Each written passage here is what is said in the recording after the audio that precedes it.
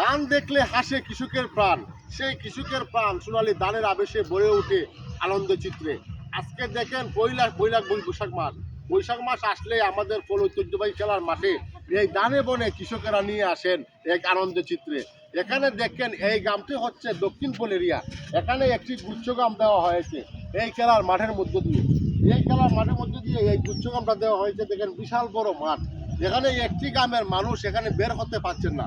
এই গুচ্ছগ্রাম হওয়ার কারণে এই এলাকার মানুষের অনেক কষ্ট হচ্ছে। এখানে দেখেন যে ধান পান যারা নিয়ে আসছেন তাদেরও অনেক কষ্ট হচ্ছে।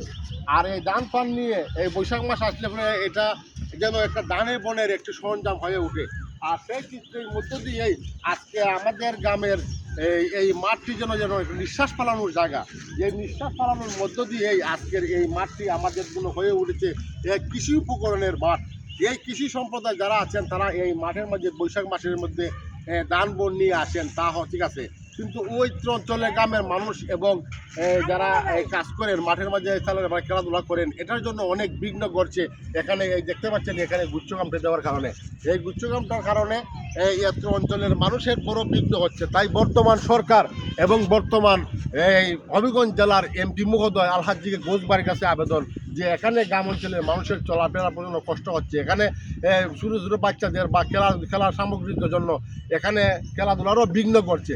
তাই এখানে গুচ্ছগ্রামটা দেওয়ার কারণে এলাকার মানুষের খুবই দুর্ভোগ হচ্ছে। আর উত্তর অঞ্চলের মানুষের যেমন কৃষি কাজ করতে সব অসুবিধা হচ্ছে, তদ্রূপ খেলাধুলারও বিঘ্ন করছে। তাই বর্তমান সরকার এবং বর্তমান হবিগঞ্জ জেলার মাননীয় এমপি মহোদয়ের কাছে আবেদন হচ্ছে যে ওই গ্রামের একটি নিঃশ্বাস ফেলানোর জায়গা হচ্ছে এই মাঠটি। এখানে গুচ্ছগ্রাম দিয়ে এই মাঠটিকে সংকীর্ণ করায় গ্রামের মানুষের বড় বিঘ্ন হচ্ছে, সমস্যা হচ্ছে।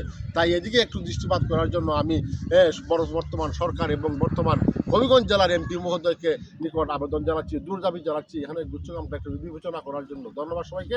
আসসালামু আলাইকুম।